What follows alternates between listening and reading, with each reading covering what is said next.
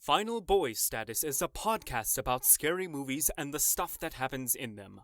The entire horror genre is generally frightening and disturbing, so if you're a kid, be sure to ask your parents if it's okay for you to listen. Or don't. You'd probably be cooler if you didn't ask for their permission. But then again, I won't tell you how to live your life. Also, we will be discussing spoilers during this podcast, so don't say we didn't warn you.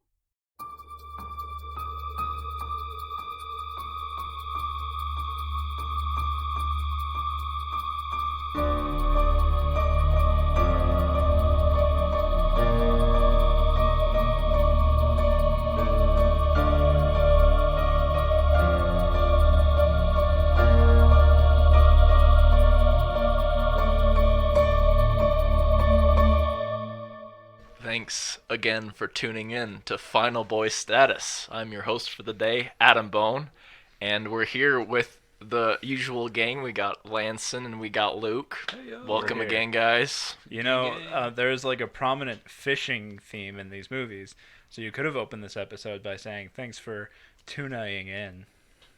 Oh, yeah. Hopefully you got your lures and your danglers, because we're getting into it. If you think that opener's bad, it's better than the entirety of this movie. That is true.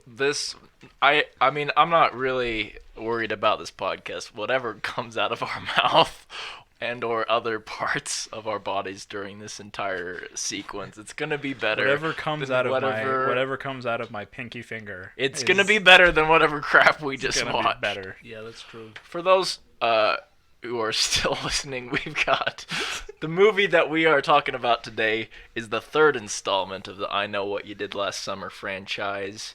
I will always know what you did last summer. And let me tell you, it's a ride. I have to say, like, right now, like, to anybody who's, like, watching these movies with us, you're welcome, I guess. Or I'm terribly sorry. This movie, it exists in some sort of realm where I feel like it was a fever dream. I've already forgotten most of it. Yeah, we just watched it. The credits rolled 5 minutes ago. I know. I'm just trying to just sit here and be like, what was that movie about again? What happened? What did happen? What's some semblance of a plot? We'll jump into that. Yeah. Well, if this is your first time tuning in, what we do at Final Boy Status is we talk about some of your favorite horror movies, like I'll Always Know What You Did Last Summer. Not this one. No, this is nobody's favorite. This has a cult following. Of no one. Meaning I'm starting a cult. Luke will be starting a Facebook page. By the power of Ben Willis and by the might of the hook. Yeah, you've got it. You're writing my scripture. Let us have power over the trucks in this movie. Oh, I'm sorry, my voice is off. Let us flatten our enemies like Muppets. Let us go out and avenge PJ. Yeah. Sorry, Adam. No, you're good. I don't know how to... We defend only one. We have come to defend our Tony Hawk champion, PJ. That guy was red as crap. That guy, he could do kickflip 360s. Yeah! Don't move the mattress. You'll die. You'll become skewered. So we watch your favorite horror movies, and we decide if we could survive them. I know you do that with your friends. You watch, and you're like, I could totally survive that. That was a stupid decision. Right. Everyone talks about that. Yeah. But here at the podcast, we talk about that. Could we survive? Could we survive Final Boy Status or Final Girl Status? As the cliche goes, there's always a girl at the end that doesn't die, and usually a boy who's the last to die, but he lasts the longest, except for the girl. So that's what we're deciding in this podcast. Yeah, that's how it goes. It is. What we're all about. And that's what we're all about. So, I'm just curious, Luke. Do we have any trivia on this movie? Like, what do we got in that department? the worst thing I can say about this movie is I have more notes written than the other two movies combined. Let's see that God. full note page. Wow. And by the way, for those of you who don't know, like we're gonna do like bonus episodes and like bonus content later, where I'll go back and I'll touch on trivia that I didn't get to talk about in the actual episode. So I'll do an episode about the I Know What You Did Last Summer trilogy, but I am not doing any more trivia from this movie. I'm going to get it all out in the open right now, and our bonus episode will just be trivia from the first two movies, because I can't be bothered Oh no. Don't talking even about wanna this think movie about it more than I again. have to. Yeah. So, yeah, so I guess we get into this movie a little bit. So, of course, I Still Know What You Did Last Summer came out in 1997, and it wasn't a huge hit, but it did well enough that they thought, we're going to go ahead and go with a sequel. They had it written in 1999. They announced that they were making it in 2000. And this third movie, originally called The Hook, was supposed to be like the cap to the trilogy. It was going to have FPJ, J. Love Hugh, and Brandy return to wrap the story up and be like a true trilogy.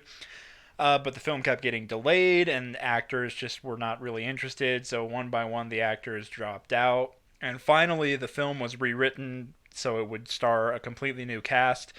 And with this new cast, there was going to be a cameo from J. Love Hugh to sort of pass the baton and be like a new generation. But apparently J. Love Hugh was like, nah, this movie sucks, and declined the cameo.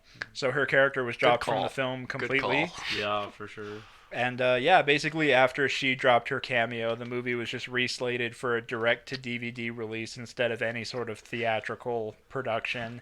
And that's where everything went wrong. Coming to truck stops near you. Yeah, for real. So I guess if we were to sum up this movie, basically, it's about a group of teenagers who play a hilarious prank on July 4th. So funny. That accidentally gets one of their good buddies killed. In a terrible skateboarding accident. So, okay. In one of those classic skateboarding off a building accidents. Right. Oh, totally Tony Hawks himself off the building, and then it's like, oh crap, somebody moved the mattresses that he was going to land on. 30 feet down that I was going to hit with precision if they were know. in that right spot. I know. By the way, they keep saying mattresses. There was a mattress. Oh, I know, right? And Still it's could have gotten a broken foot. nice and skewered on a tractor of all things. Yeah. A really wide, what do you call it? Like a Like the beam? pipe, The on pipe, top of yeah. the tractor, like the exhaust on top of a tractor. He gets impaled on that. Yeah. They could have had him get impaled on anything. They chose like the nastiest thing I could have possibly imagined. So he's definitely dying of septicemia if he walks away. Septicemia comes for us all. What can I say? It's true. The real killer. So, yeah, this group of crazy teenagers have a prank that gets out of hand, and their friend gets impaled on a tractor.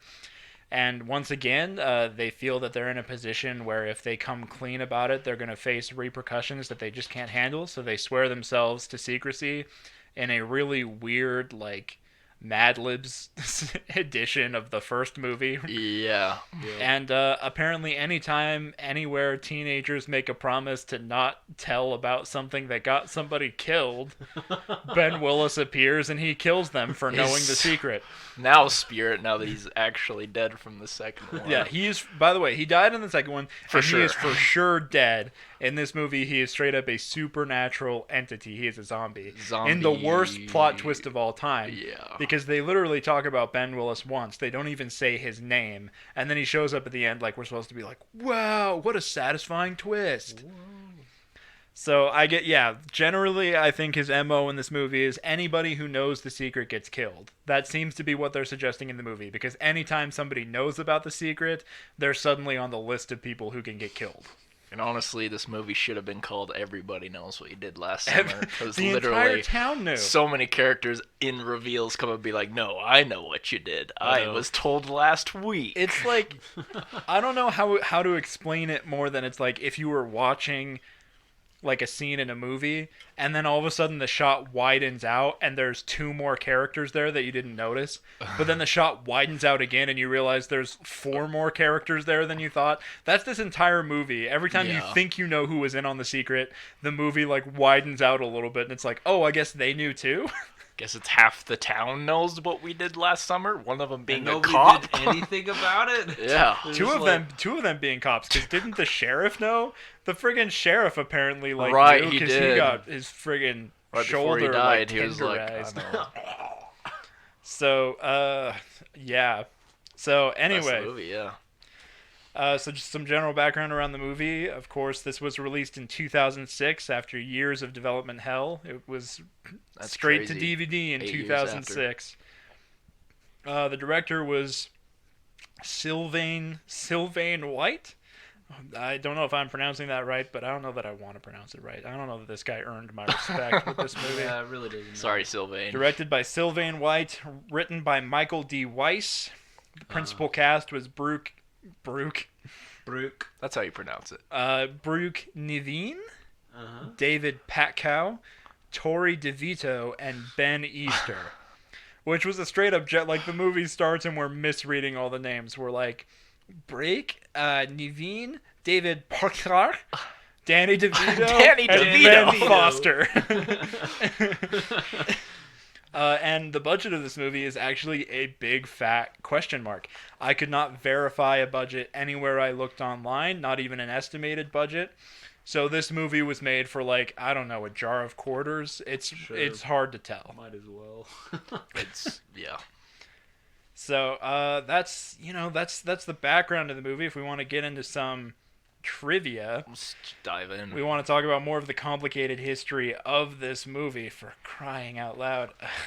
What So- had to happen to create this end game? I'm very curious. What Well, events? like led I up to said, this? J. Love Hugh is sort of the last person standing. She doesn't want to be in the movie, but she'll do a cameo. And then she doesn't even want to do a cameo. And as soon as she walks away completely, they say, this isn't going theatrical. This is going straight to DVD. And basically, as soon as that happened, most of the cast dropped out. The only person I can verify that for sure was cast and then dropped out was an actress named Alessandra Torresani, who was originally cast as the best friend singer girl whose name I've already forgotten. Zoe. Zoe, you're right. The only about name that. I remember. There you go. I don't know why. So Alessandra Torresani had been cast as Zoe, and that was the only person I could verify walked away from the movie. And basically, like with the cast dropping out and things going wrong left and right, the director left. I could not verify who the director was. And Probably so David Fincher. Sylvain White basically gets the call and jumps right in to direct, and apparently tells them that he can do all of his pre-production, including recasts, in 2 weeks. Oh. So he picked locations, he was making the shooting schedule, and he was casting the movie all in 2 weeks. And it shows. Yeah. Yep. This is a sense. real cheap, Checks out. just thrown together looking movie. The one thing he brought on board that I think is commendable is he had a strict no CGI policy. Yeah. At the time, CGI was really starting to take over in the realm of horror movies, and he basically said in all the interviews I read, he said, when you see CGI, you know it's CGI. So I wanted to do everything practically, and everything was done practically to the movie's benefit in a couple of small moments, and to the movie's detriment basically everywhere else. Every other moment, yeah. He basically just relied on crazy editing. But I guess props to that guy for having that commitment and like going through on it. I was gonna surprise you guys with this during the podcast, but it came out during the movie. We, of course, have an interesting connection to that movie in that we are produced in the lovely state of Utah, and this film was, if you could call it a film, I might call it a video. This video Long was in music fact video. filmed in Utah. There was actually even a few moments in the few moments during the video where we were like, "Oh, I think I know where that is." Yeah. Like, "Oh, that looks like Park City. Oh, that looks like this place I went to once." So, yeah, so kind of cool for that, I guess. One thing I didn't tell either of you before watching this movie is, as of right now, We are taping this in September of 2020. So as of right now, 14 years later, this movie still has a 0% on Rotten Tomatoes. Yep. Nobody What? nobody has done anything to bring it up in the slightest. That's impossible. Whoa. It is stated as 0% the entire time it's been on that website. Well, That's hey, kind of at least they've inspirational. remained consistent. Yeah. And if we want to talk about like the production crew, the kind of stuff they got into, we can talk about Sylvain White, the director, is of course still working today. He's done a couple more features, nothing super notable. He did the Losers with Idris Elba and Chris Evans, Oh, okay. which was noteworthy-ish. Yeah. Mostly he's known for doing TV. He's done a ton of TV work. And then Michael D. Weiss has written some very fine films. Everything from The Butterfly Effect 2 to The Scorpion King 4, The Quest for Power. But admittedly, he does have one movie on his resume that I actually enjoy, which is he wrote Journey to the Center of the Earth, the one that starred Brendan Fraser. No way. Okay. And I actually, I've as a seen kid, that. loved that movie. Yeah, So I like was that a pretty movie. good one. yeah, props to that guy. He nailed it at least once. Once. In terms of these actors, Brooke Nevin, she's been around. Like, I was looking through her IMDb page, and I was like, I've seen her in probably a million TV shows where she did a one-episode guest spot, and that was it. Funny thing about David Petkow, who played Colby in the movie, he will actually be coming up on our podcast again sooner rather than later. Oh, for real? Yeah, I'm not going to say anything more than that. Okay. Keep it a little mysterious for our audience. to see him again. But he's going to be back. Tori DeVito, I guess, got cast on Chicago Med, and now she's been in like all those different shows, because now there's Chicago Med, there's Chicago Fire, there's Chicago like PD or whatever. It's like a whole Chicago universe. Chicago, the zoo, ER. And yeah, I'm just waiting for Chicago Improv, the show, to come out. But no, she's appeared across all of them, so she's doing okay for herself now. And I thought she was decent in the movie, so good for her. Yeah. As nobody was all that good in the movie. I would say the only actors that actually seemed like they knew how to act were all of the cops in this movie. Yeah, I know, right? Yeah. They were the only ones where I was like, yeah, all right. I at least believe you. Yeah. For a second. Yeah. And they all seem to be like local people. They all seem to be people from Utah that got hired to play those parts. Yep. Oh yeah, and the kid, not the first death of the movie, because that was the guy Tony Hawk in it, but the second death of the movie, he was also a Utah native. I think he was from Provo. Oh, cool. Oh. So, Okay, yeah, there you go. There's some trivia about the movie. Wow. Awesome. I had more to say about it than I think either of you guys thought I would. Well, I'm glad you had that much, because you kind of hear those things and you're like, makes sense. That those things would happen and would make a movie like this. So Yep. not much of a surprise, but glad we get to talk about it. So what we do on the show is we first rate the movie in terms of quality first and spookiness second, out of 13 for both, because it's a spooky number and we just do horror movies. Don't we do spookiness first? I thought we did spookiness first. Oh yeah, let's do spookiness first. That sounds good. I feel like it start with the mic review and then go to the Mac review. All right, yeah, like getting scientific here.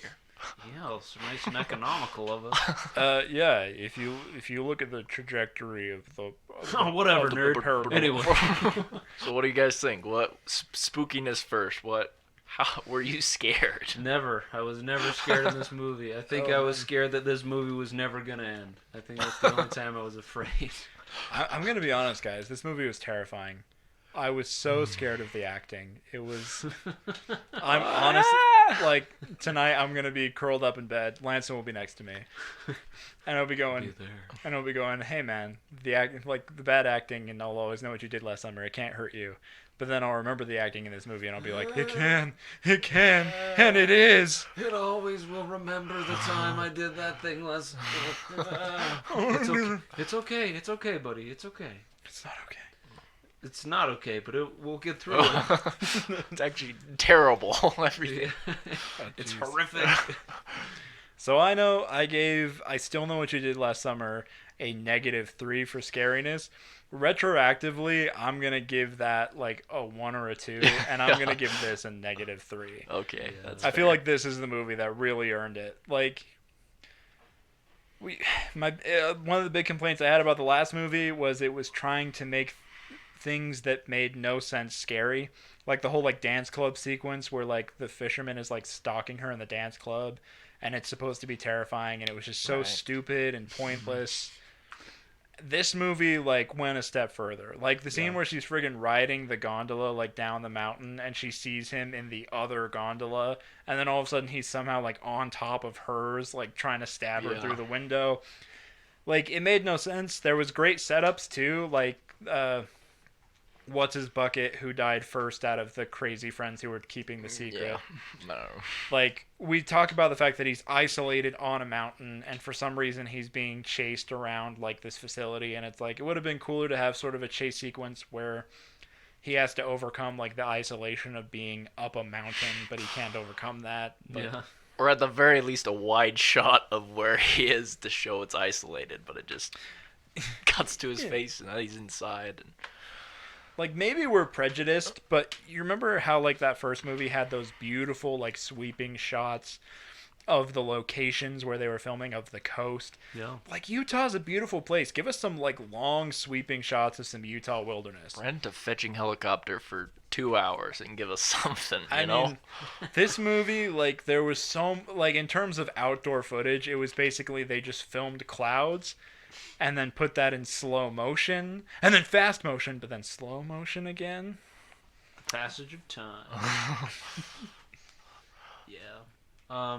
Yeah, I would honestly just give it a 0, you know? Yeah. It's there's never a time legitimately when you're watching it that I felt scared, or I think anybody would feel scared. So, yeah, straight 0.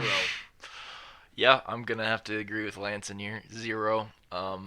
There wasn't a single moment I feared for their lives or for my life. There was no sympathetic fear even. It just wasn't there. So Wait, have you ever been in a horror movie and feared for your own life? Like, I don't know how this is gonna go, man. Am I gonna make it to the end? yes. I Man, nice. Okay, what? Hey, I get into it, man. Hey, I like it. I like that a lot, You man. look over your shoulder after horror movies done, and that's a And I mean, I don't mean to talk crap, because I'm the guy that still, if like he turns off a light in the basement, like runs like a bat out of hell, like, oh no, up the stairs like someone's chasing you. Someone's gonna freaking get me! Oh, I Yeah. gotta get under my covers. I don't know where to stay safe. You know what I genuinely did last night? I was going out to my car to get into it to like drive home, and I heard like just like some rustling like in the bushes like that was near my car, and just instinctively I like got in my car, like closed my door, locked all the doors, and then like put a hand in the back seat and like felt around to make sure there was no one back there. Good. And then I realized that I needed something from the truck, so I did like a super like fast grab and then repeated the whole thing of like feeling around in the back like, nobody gonna kill me? Okay. Okay, we're good. I do all that, and then I have like the guts to be like, I'm never scared. I love horror movies. This movie was -3 scary. I promise I won't get scared. I won't have nightmares. The scariness is null, but quality. Is there anything we could just squeeze out of this movie is in terms of quality? Yep. Like I said, anybody they hired like locally acting wise seemed to be actually good at acting. I don't know. There was moments of like directorial acumen, but it was just undercut by the fact that this was just in the era of Saw, right? Where it was like, if you don't have budget, just edit around the fact that you don't have budget. And this movie took that to heart. Yeah. It was just really like ridiculous editing where you see nothing, but it's supposed to be scary somehow. That being said, like, it really worked against its own advantage. It's like one of its advantages was the fact that the deaths were all practical and actually like really interesting. I mean, even like the deputy guy who gets like impaled on the forklift. Honestly, pretty awesome. That death Yeah. was awesome, but like every time there was cool effects and a cool death, they edited around it in like a crappy way and like undercut their own cool thing. It's like no, like Yeah, if you stayed on there a while, it wouldn't look bad. Like it was good practical effects. So yeah. yeah, even like the first like practical thing you really see in the movie is like the guy impaled on the tractor. Mm-hmm. And it looks really cool. It looks awesome, but it just cuts away so quick. And like there's a scene where we see a guy like freaking cut his arm like with a hook. Yeah. And it's just like a quick like whoosh, and we don't really see any of it. It's like, man, like that you could have really like dug into that. So I don't know, it's like moments where it's like they kind of know what they're doing, but it's just undercut by just a lot of things going wrong. So what's the number, Luke? Out of 13. Out of 13, I mean, it just has to be like a 0. Like, Nothing to squeeze. I know man. I've already like I know I've already sold the farm a bit in terms of like I'm willing to give things negative numbers, but I don't want to give this movie a negative number because that would imply that I like it was a complete waste of time. I did enjoy myself, but I only enjoyed myself because you guys were there and we were just like ripping it apart. Yeah, we did not take it seriously. So I got enjoyment out of it. So I'll give it a 0. I'll be nice about it. All right, Lanson. Yeah, I mean, Luke brings up some good points. I did think the deaths were cool. The practical effects for that were really, really I guess, highlight of the movie. Yeah, pretty much acting was off except for a couple people that really shone through, like Min, which helps a lot when you're kind of a diamond in the rough, many roughs. But yeah, I'd probably give it a 0. I mean, it's, as far as like overall quality, it's a movie that I would never watch again, to be honest with you. Not unless Never I in a was million getting years. paid mad money. But yeah, so that's And my. we are getting paid mad money. That's the only reason we watched it this time. Oh, Yeah. sick. We got that Lisa's mattress money rolling in. Yeah. I can finally buy some apple juice for the apartment. Thank It'd be goodness. good. Yeah. We can keep the lights on for another month, guys. Hey. Thank you. I still know what you did last summer. I will always know what you did last summer, which is so funny because it's like, I don't know. I'm gonna jump into that for a minute here. I will always know what you did last summer. It's like, really? I guess I understand with the Ben Willis thing, how he's like a zombie and always comes back, which is dumb.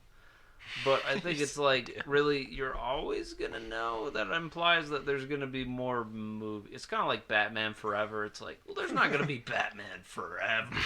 Like, let's get real. I mean, maybe, but not this version of Batman Forever. So, kind of the same principle with, I will always know what you did last summer. I don't know, man. You could, I don't know. Like, just forget. Seems like an isolated incident It still. seems pretty forgettable in a pretty forgettable town, so whatever. But anyway, yeah, so I'm just lumping that into my opinion of the movie, because, yeah. Yeah. What did you think? What would you give it, Adam?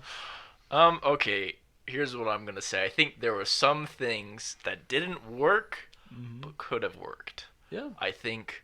I do not think that the fact he became a supernatural entity zombie guy, I think it was a stupid decision, but I think it could have been something a little cooler. Like, I was thinking about the scene where she's in the lift and he moves to the roof of it and like supernaturally. I think they could have played around with the fact that the rules of the first 2 movies didn't apply. But the audience doesn't know that. So, they could have played with that, and I think that would have been cool. They didn't, but I saw the potential there. A couple of the deaths, like we said, were cool. I enjoyed it when it happened. I thought the impalement of the deputy was awesome. And it showed it for a good little while.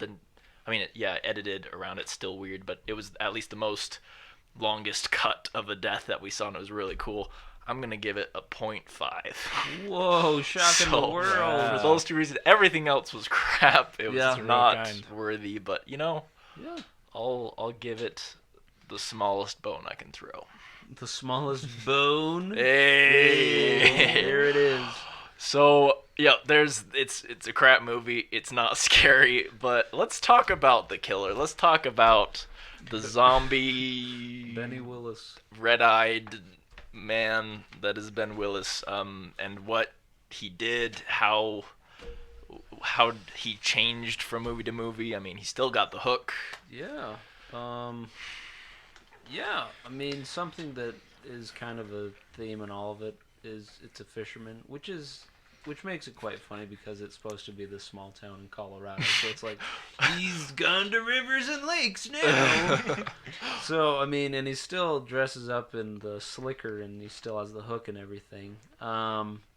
Yeah, so, I mean, it's what you brought up, Adam. I guess it's kind of, it has potential in the sense that he's a supernatural entity, that he's not really limited by, like, mortal limitations, but at the same time throughout the movie he's limited by mortal limitations when it's convenient. You know, like, I think for me the biggest difference was, like, in the first one at least, it's like it was funny and it's laughable that he moves at like just regular human pace, but everybody else is like just less than average in their movement. And then in the second one, I guess he kind of speeds it up a little bit, but he's still kind of, I mean, not as impressive. But in this one, it's like the movement's all over the place. Like, he's super fast one time, and then he's coming towards you, and it's like 10 minutes go by, paint is drying, and you're just like... He can't walk around a fetching pool. Yeah, I know, right? He's like, darn it. Yeah. Swam away. I know. Got away clean, what can I say? Gotta let that catch go. But yeah, I mean, like, overall, I would say... as far as like the killing itself, I felt like it's a real downgrade from the second one, where in the second one he was using a lot more of his surroundings, and he was kind of incorporating more things to kill people with.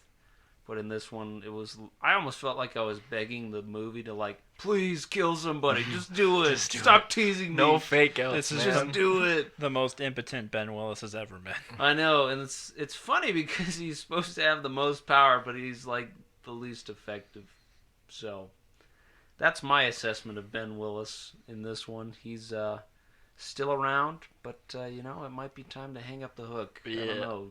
Do some poetry, do some pottery. I don't know. Get some more hobbies, man. You need to let it go. Well, it has been 14 years, so maybe he has. Maybe that was the end. You know what, Ben Willis? I'm calling you out, you piece of crap. You want to get on this podcast? You come here and face me like a man. Hey, he only shows up if we end up accidentally killing somebody and then keeping it a secret. Okay, I didn't accidentally kill that guy that one time on spring break, okay? Yeah, I purposefully killed him that one time. I meant to, and I told everybody. I didn't keep it a secret. I served some hard time for that, man. I'm a new man. I'm rehabilitated. Served some hard time in Panama.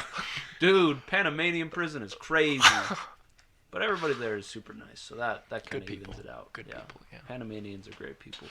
Anything else to say about the killer? I mean, inconsistent, I would say, is a good word I'm taking from your comment. It's not because there's no rules with the supernatural aspect. It's just the plot of the movie dictates what the killer does. Yep. People get away, not even by the skin of their teeth. They just get away from him for no reason. It's like, I wanted just to get his foot, but, like, obviously he didn't want to because he was, like, really trying to go for him. So I don't know. I think it's hard to really assess. I mean, there's literally a scene in the movie where Zoe gets, like, brutally murdered and then wakes up and is like, oh, it's a dream. But then when she wakes up, she gets brutally murdered. And then she wakes up again, and it was a dream within a dream. But her couch is still But then her shredded. couch is all shredded, meaning that he was there, but he just didn't bother killing her. Like I said, this movie's like a fever dream. Yeah. It's so weird and crazy and makes no sense. I don't know, man. Like, the one thing this killer has going for him is, like, if you fight back, it's worth nothing. Unless you kill him with his own hook. That was lame. But, like, yeah, that's crazy. You have to kill him with another fishing hook. Not even his hook, just a fishing hook. It looks the same. It's like a replica. So yeah, From eBay. from eBay. It's like $64 on eBay or whatever he said. So yeah, that was pretty dumb. Like, but at the same time, I guess like we see the deputy before he gets impaled in the coolest moment of the entire movie, friggin' shoots the guy like 3 times with a shotgun, does nothing. We see David Patkow like stabs him with a knife. Literally, he stabs him with a knife and Lance goes, well, that guy's like down for the count. You just like stabbed him through the heart. But no, like Just pulls it out. There's not even blood on it. Yeah. So it's like the movie knows that the zombie guy should be more powerful, but then the movie like forgets to show us that he's powerful. Except for those 2 instances where he should definitely be dead, but he isn't. So, I mean, we could say that he's powerful and he has, as a killer in this fictional world, the potential to wreak some fetching havoc. Yeah. But he's stupid. He's... I don't know what to call him, where he just doesn't use it. So... Yeah. I don't know. I mean, straight up, like their plan, I think halfway through the, I'm not sure. It was either halfway through the movie or 32 hours into the movie. They decide that they're just gonna leave town. The craziest part is that probably would have worked. Like, yeah. Yep. He can't follow the guy that to the other end of the pool. So yeah, if you leave town, you're probably fine. Head over to Utah from Colorado. You're good. Oh shoot. Or everybody in this movie's obsessed with being in LA. Just go to LA. Go to LA. Hey, I gotta hit up LA. At least that could be like a coastal city, like have some fetching real. Maybe that's Fisherman. Too many bad memories by the sea. That's why he's going inland. I don't know. It's like I've been defeated twice. Every time I go to the sea, friggin' Ray shows up, beats the crap out of me. The young man in the sea. Yeah, I would have given this a 13 if Ray came in at the end and just saved the day. Could you imagine? Just punched him in the face. Oh my gosh. When you pitched that, I was like crying, just imagining like that, because that would be like the perfect movie, because that's Ray in the first 2 movies basically, where he's like not even there for the first 2 acts, and then in the 3rd act he comes in like a superhuman. Boom. So just this movie, he comes in for the last 5 minutes and friggin' snaps the fisherman's neck. But it didn't happen. So. It didn't happen. Didn't happen. Hey, if they ever make another one of these, I mean, I don't know. Dude, I'd make another one of these and bring back FPJ. Oh, for sure. If he's down, I'm down, man. Yeah, if he's down, I'm into it. You hear that? We would like another one from you. Another one. All right, so I think we've talked enough about the killer. Yeah. For my fancy, at least. Yep. There might be more Can't to say. stand talking about him anymore. Yep, I'm just done. So. Giving him 3 movies. I mean, so the killer is dumb, but let's talk about the victims, like the people, the characters, the protagonists of the story. Protagonists? I would call them tagonists. They're around. Just there. I'm not in favor of them at all. We're just kind of neutralagalists. Just 2-dimensional characters on a screen. Set pieces. Yeah. Yeah, so I feel like everybody, a good point that Luke brought up is like everybody had the opportunity to just skip town. Yeah. And like that would work. And they didn't, because they're dum-dums. I feel like throughout this movie, these guys, not very smart. Which, I mean, to be fair, it's not a very smart movie, so I mean, you kind of... It's a product of what it is. We were laughing because they kept talking about how they were like, they were country kids, right? Like they were hicks and hillbillies, and it's like, you don't act like it. No. But then at some point somebody says like, we're not just like a bunch of dumb hillbillies, and it's like, actually you might be that. Come to think of it, hillbillies, but I mean, still dumb. I think. Well, let's just start with the first event. The prank. Oh, the prank! Yeah, that was a thing in this movie. You know that hilarious prank you do with your friends, where you make one of them dress up like a known serial killer and terrorize the local carnival? And it's known in the East Coast, and they're in Fetching, Colorado. It's like a super. Did one of them live there, or what was the story? Like, how did they know? Actually, the dumbest part about that whole thing is they tell it at the beginning like it's an urban legend, and then halfway through the movie they're like, "Wait, it was real?" And I was like, "You bunch of freaking dumb! Pick up a book!" Like, I know. Read a newspaper. It would be like if one of them dressed up as like Jeffrey Dahmer and then started killing people and then was like, wait that was real? Wait, that what? wasn't just like a story people tell each other? That's Yeah. very true. It's like You're telling me Ted Bundy really was dumb. a real guy? What? And it's like this act in public where he like rips the sheet and there's cops around, there's people like, and I'm surprised nobody shot him. We kept joking about that as we were like, they're just gonna like straight up shoot the guy in the costume and that's like what That's the movie. that's the movie. No, yeah, it was like it was insane. I mean, I get like I understand scaring your friends as a joke, like as a prank. I have definitely done that. Yep. But you don't do that where you terrorize the entire town. You do that when like you do it when you and a couple buddies are out camping. yeah. And you like shake one guy's tent in the middle of the night. Like that's a joke. Yeah. Terrorizing a carnival and having the cops like chase you up a building. That's Skateboard off of it onto a mattress. that whole thing, by the way, like their plan was to have their friend skateboard off a building, land safely on a mattress, and be like, clean getaway. How is that a prank? What you've done is you've set up an elaborate, like, art piece. Yeah, it's like a spectacle for the city fair. It's like a play. And it goes horribly wrong. And here's the thing, I think it's not... It should have gone horribly wrong. Like, there's no other... Even if there wasn't somebody moving the mattress, like... I don't know. I think any way that happened, someone was going to get hurt. And they did.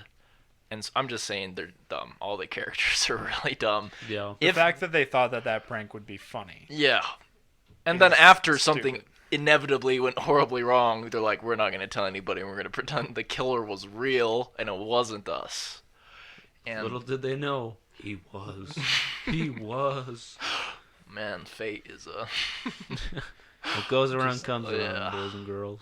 And I said this at one point in the movie, but I stand by it. So the town is now suspicious that around the 4th of July, there's going to be a guy in a rain slicker killing people. Mm-hmm.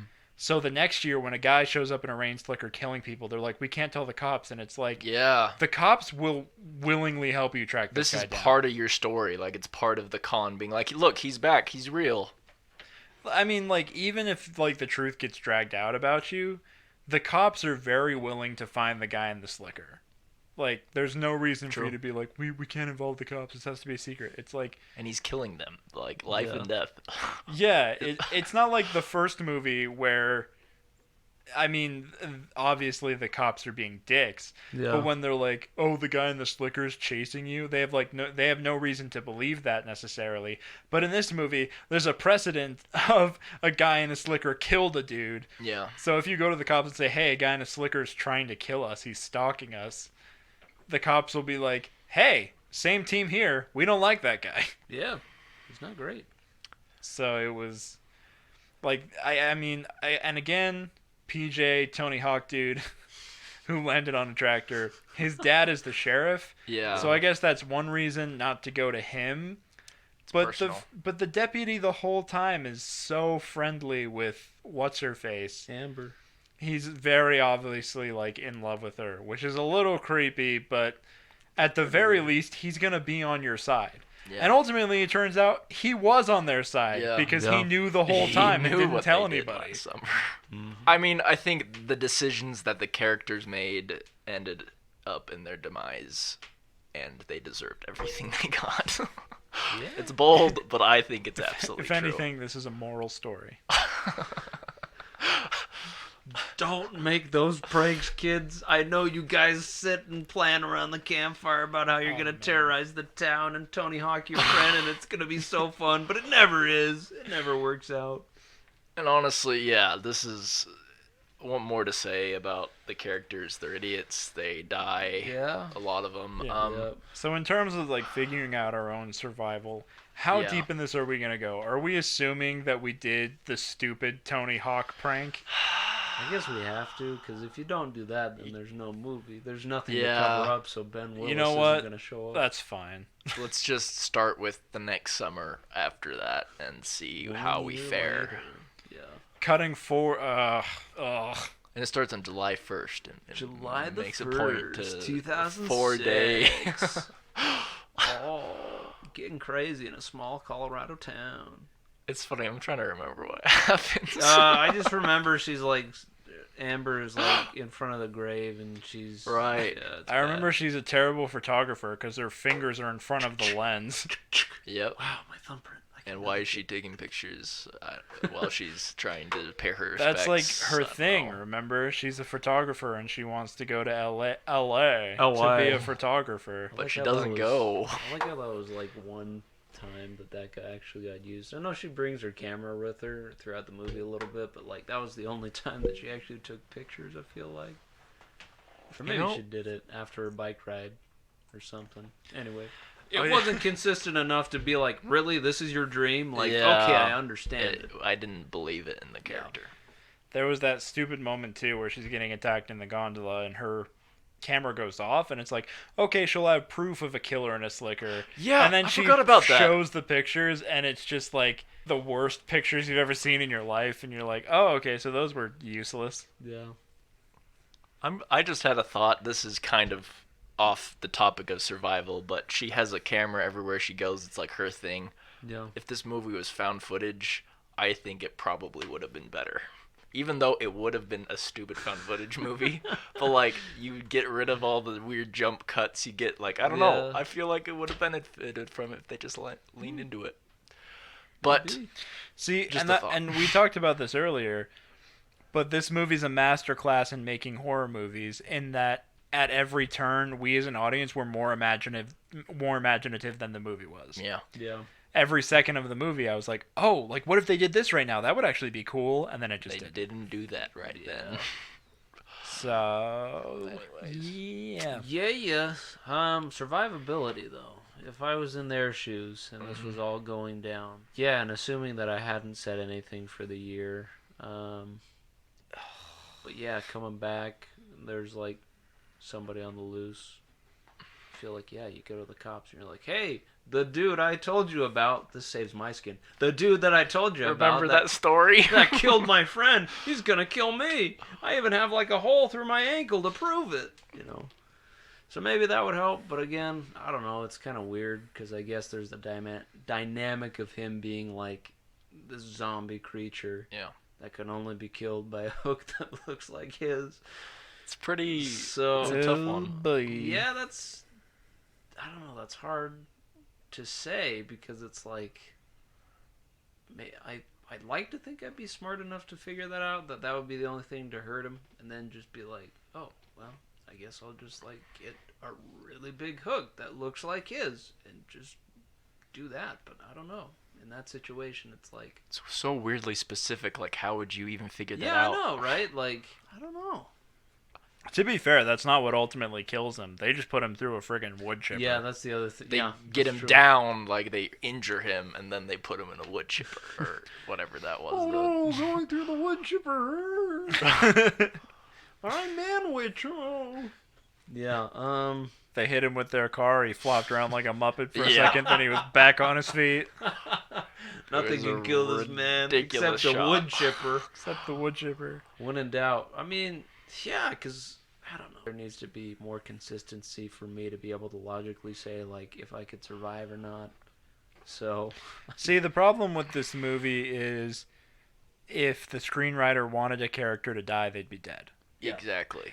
So we The were killer could so kill like yeah. if we were in this movie, we would have some sort of sick and twisted godlike figure literally warping time and space around us to make sure that we died. Yeah.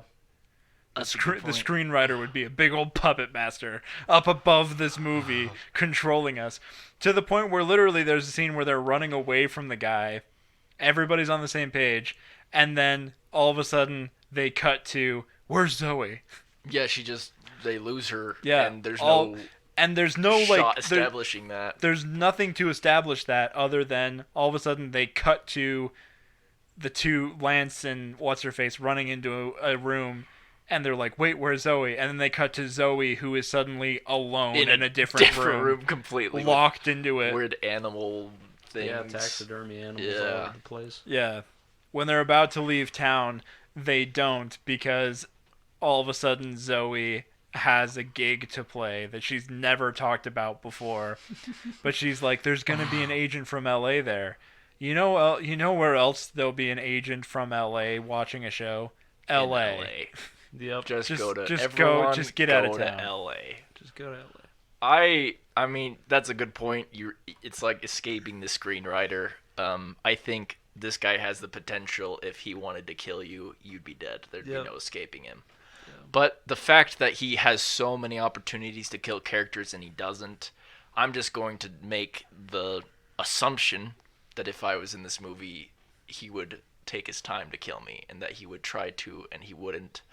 And so I'm gonna say that I'd get the fetch out of Dodge. I'd just leave, and I think I'd be able to survive it for that. I don't know. Again, if I was the one on the chopping block, I'd die.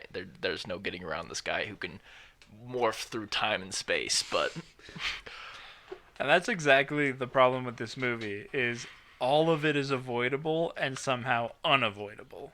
At the same time, it's so true. Yeah. Like, honestly, if I was in this movie, I would never play a prank where I have one of my friends pretend to be a serial killer. It would never happen in the first place. So this movie wouldn't happen. Yeah. Or then I'd go to the cops, except in this movie, for some reason, like, literally every argument in this movie is, let's go to the cops. We can't. But we should, but we can't. Wait, I changed my mind. Let's go to the cops. Well, we can't now. 'Cause, no. And there's the weird thing where they thought the cop was the dude. Mm-hmm. But I don't know, there wasn't anything to suggest except that he gave a couple ominous looks at them.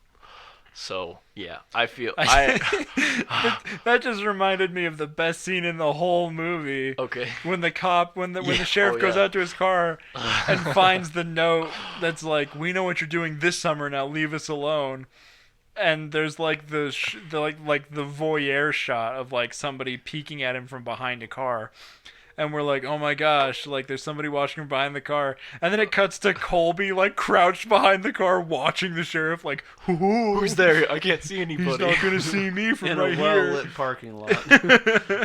That was the funniest Just part of the whole very movie. I know. So when we talk about final boy status, final girl status, to reiterate that final boy status is where the last one to die, we make it through most of the movie. We're the final boy, and then the final girls, we survive the movie.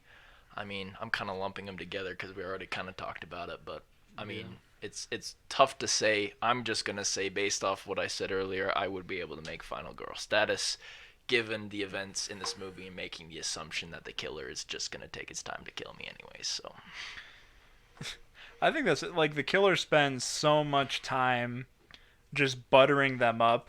Yeah. That's probably enough time to figure out that his weakness is a fish hook. Not specifically his fish hook, just any old fish hook. Could be a replica. There's probably enough time to figure that out. So sure. No, but yeah, my opinion of whether I could definitely make final boy status, because like really just kind of falls in your lap in this movie. Yeah, even if you're an idiot as they were. As they are. I mean, you don't have to exude much brain power on that. We had a long conversation, I guess, at the beginning of the movie. It was either 20 minutes into the movie or 127 hours later, after I fully cut off my arm to get away from this movie. We were like, it's unclear, like clearly Amber is the final girl. Yeah. But I have no concept of who the final boy is.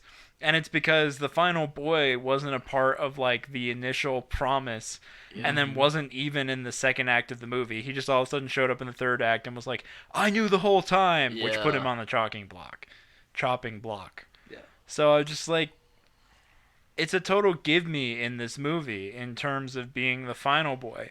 Literally, he's not even a character until the third act of the movie. He shows up out of nowhere, and it's like, hey, I'm here. And he becomes the final boy. So, it's a total gimme. Like, it's something you literally... It's like falling into a well. It just happens. So...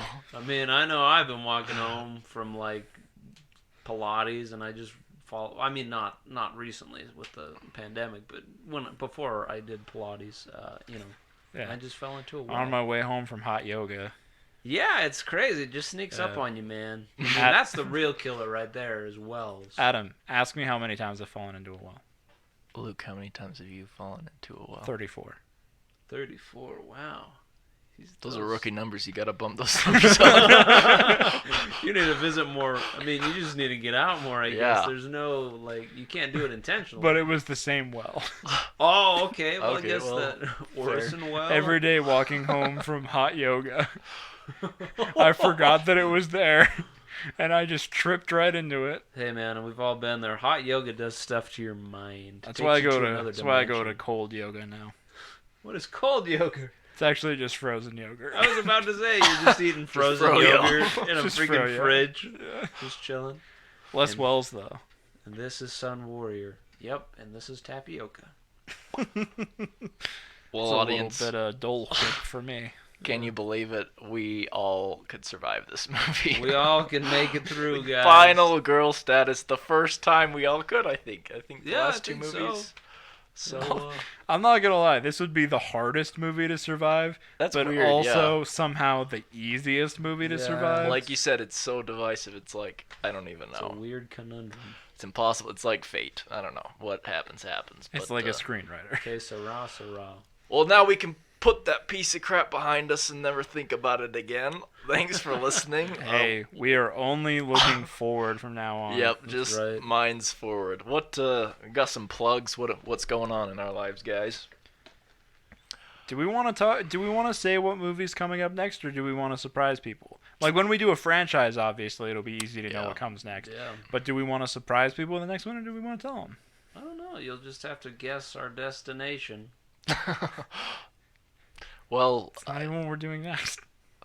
You'll just have to guess our destination. This bit is gonna work. I'm forcing it. Forcing this out. Sticking by it. I don't know. What are we gonna watch? Casper? We're gonna watch Casper. Okay, tune in next time. We're watching Casper. And we're I would gonna watch see. Casper. Should we put that? Can we put that? You on know the what? calendar? Christina I'd watch Ricci is Casper. in it, but like, I mean, she's She younger. is in it. Holy crap. She's We're watching younger. Casper. which- We have to watch Haunted Mansion too. We just have to get. Dude, those I'd watch Haunted Mansion. goofy Frick, why not? horror movies. Let's out of the watch way. The Great Pumpkin. Let's Yes. just throw it all in the there. childhood. I mean, for our audience out there, like, don't expect us to only cover slasher movies from the 90s. Yeah, We're here to talk about spooky movies. I mean, even looking at the lineup, our calendar, what we have so far, we're covering a pretty diverse. We're very spread shot. So if it's a spooky movie, we're willing to talk about it. So if we talk about Haunted Mansion one day, we're going to talk about Haunted Mansion Let's one get day. spoopy. And if you have a horror movie you want to see us see if we could survive, what's the email, Luke? Who do they email to give their suggestions? The email will come to us, but we will receive it through underqualifiedidiots@gmail.com. That's right. So that's sort of your favorite spoopy movie, again, even if it's wait, what is that? The Great Pumpkin, Charlie Brown, whatever it is. Whatever. We can stretch that genre. We can make Hey, exceptions. we're getting into the spooky season. So Yeah. we can talk about the Great Pumpkin. All those, spoiler alert, I will not survive that one. Okay, I won't ruin it, but I couldn't survive the heartache. Oh man. Well, so I said the email, underqualifiedidiots@gmail.com. Yeah. You can find us on social media. So on Instagram, we're at underqualifiedidiocracy. On Twitter, we're at idiocracy.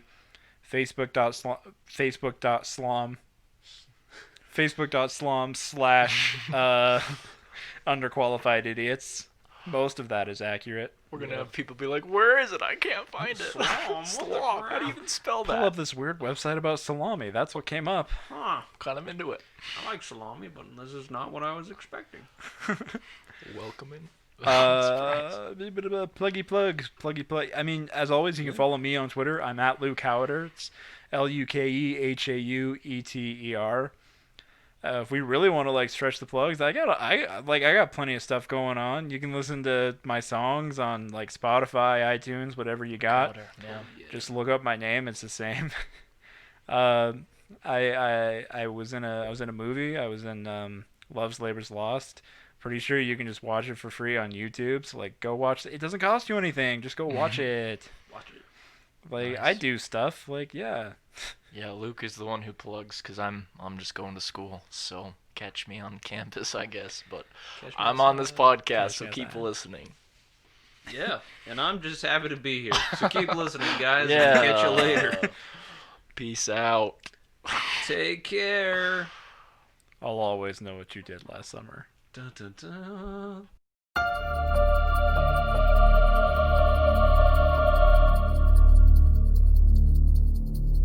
This has been an Underqualified Idiocracy media production, produced by Lanson Lappin, Adam Bone, and Luke Haueter.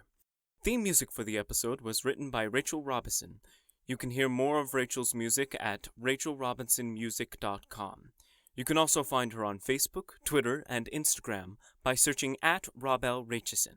Artwork for the YouTube version of this podcast was created by Trinity Rodriguez. You can follow her on Twitter by searching at InstrinBaby to see more of her work. This podcast was recorded in Underqualified Studios and edited by Luke Haueter, with special thanks to Mike Fuchs for providing audio assistance. The illustrious voice acting providing the intro and outro of this episode is Shane Alvey of the Paradox Files voice acting. You can explore more of his work on Facebook, Twitter, and Instagram by searching at The Paradox Files.